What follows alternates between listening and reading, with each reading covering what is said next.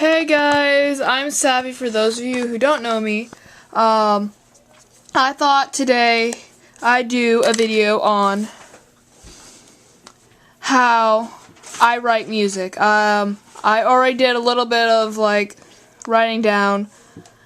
And you'll see my little edits because I'm using a red pen. I'm not using one of my songs because I'm still copywriting my stuff. And I don't want to lose my work to someone else. So I'm actually using the song Beautiful Remains by the Black Veil Brides. It's not a bad song. And actually it helps me out a lot. First off, the biggest thing right here, it says Beautiful Remains, and I have a little bracket here, it says title. That's normally how I'd write out the title of my song. It's normally where it is. And because it's not my song, I have it written down by the Black Veil Brides. Just want you guys to know this is not my song, this is the Black Veil Brides song. And normally I wouldn't even have the title up here yet because I don't have all the lyrics down quite yet, so I wouldn't have the title up here yet. But that's where the title would go, and where it says by the Black Veil Brides, on my music it'd probably say, oh, grungecore, inspired by so-and-so band. Because a lot of the music, you can tell which bands I listen to, due to how my songs sound.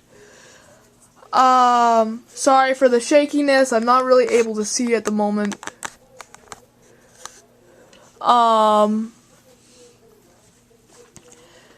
But I usually start up here where it says Strum Pattern. And I put in the word rhythm because I'm going to do the rhythm strum pattern for this page. And then I do another page that would be the exact same, but instead it'd say like power chord. Which, for the Black Veil Brides, rhythm would be Jake's guitar sounds versus power chord being Jinx's guitar sounds. So for this song, it's pretty straightforward. I need to remember it. Hold on. I screwed up. Always remember, never forget. What was it? I forget.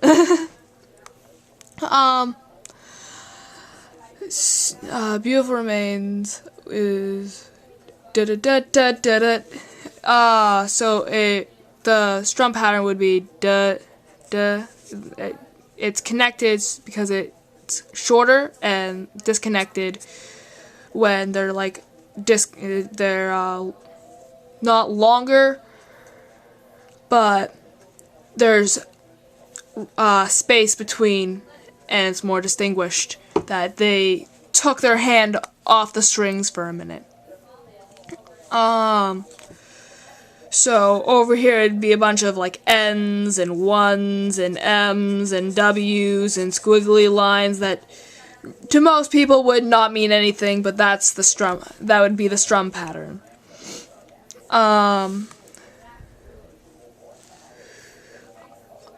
Over here where it says example, because it's not my song, it is an example.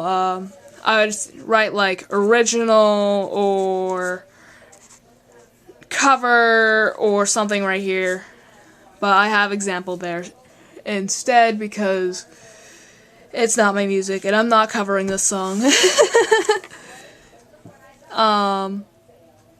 Where right here where it says we stitch these wounds, it looks like it says wands, but it says wounds. I would put the album I'm working on, or it would say single if it's not on a specific album or just can't figure out an album at the time. Or it would have the artist, if it's a cover song, it would have the artist's album, what artist and the album it was from originally. Then after the strum pattern, I'd go over here to this little area here where it says lyrics and tabs. It always will say lyrics and tabs because I always start with guitar. And when it comes to piano, I don't know how to read sheet music, I just kind of memorize it. And these are the top lyrics. So this would say top. And you'll understand why I call it the top lyrics when I get down into this lyric section over here. And the strum pattern is for the rhythm, so I'd have the rhythm tabs. So it's a rhythm here. I'm spelling rhythm wrong somewhere. I don't care. And now to the lyrics. First things you're probably noticing, if you're a Black Velvet Brides fan and you know the song, you'd notice these dashes where there should be lyrics. And then these little stars right here where there should be more lyrics, but they're not there. The little dashes here are actually for backup vocals to thing. There's another dash right here and more stars down here. I have it up here. It says top lyrics, so it's only the top lyrics. What Andy is singing alone is written here. For those of you who know who Andy is, he's the lead vocalist. So where Andy's singing, I have the lyrics written out, but where the rest of the band is singing, or Ashley, I believe, is the back vocals, it has the dashes. And this is only when he's singing, and these stars represent points where they're using screamo, or like better known as a false chord, a growl chord, vocal style, because it's singing and screaming are kind of different. You can't really tell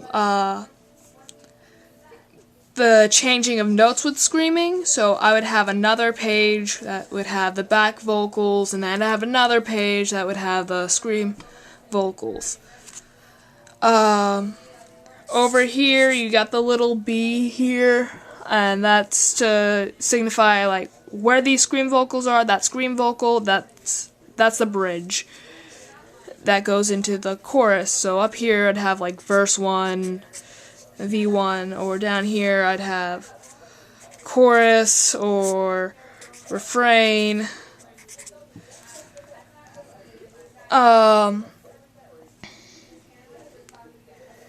So that's just how I keep track of the song, because sometimes this won't say V1, this would say V3 or V2. And the chorus is where the bridge is, and the bridge is like way down here somewhere for some god-awful reason.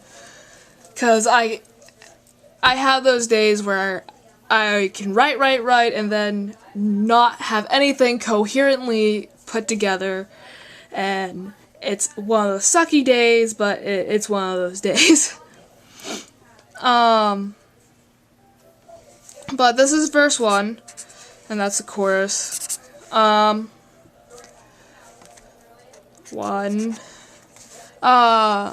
And then I get into the lead vocals, which are the lyrics here. And because, once again, I don't have the ability to read music, I do my own thing, which is I count the syllables. The syllables get a little tally mark like that. And depending on the direction of the tally mark depends on where how the song is moving. So we gathered. It's 2 syllables. We gathered, and the song goes, we gathered. So the vocals are going down the, I don't want to say spectrum, but down the staff.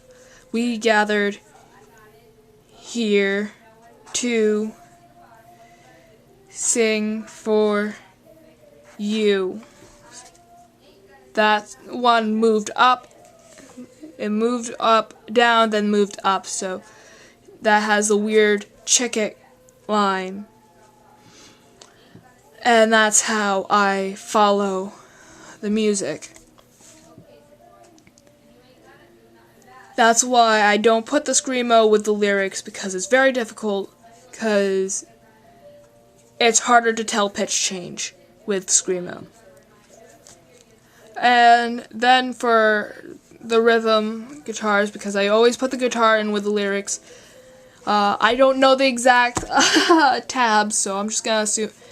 Let's assume that I'm right when I say, hey, the guitar tab's A, and then when it changes, I put it in, let's say B, and then C, E, F sharp. These are not the actual tabs, of course, but that is how I would keep track of the guitar keys, because I can remember chords. And I've seen it done like this before. Like in your apps, you'd see it. Oh, A, keep going, B, keep going. The difference between rhythm and power chord sheets are that you'd see the power chord sheets, these letters would change constantly, like especially when it come to guitar solos, and then instrumentals would be marked with plus signs. If I have an instrumental, it'd be marked with plus signs for how many beats I count on a 4/4 time score.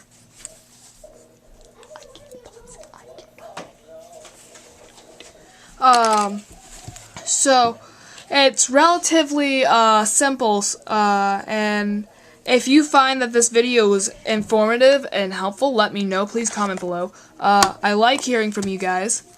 And if you'd like to use this, go ahead. Please use this method. It helped me a lot, but it's always good. I'm working on learning how to read sheet music. I'm looking forward to that, but this works for now. And if you guys have any questions, please email me, comment them below. And I will get back to you. Please be kind to one another. Love you guys. Bye.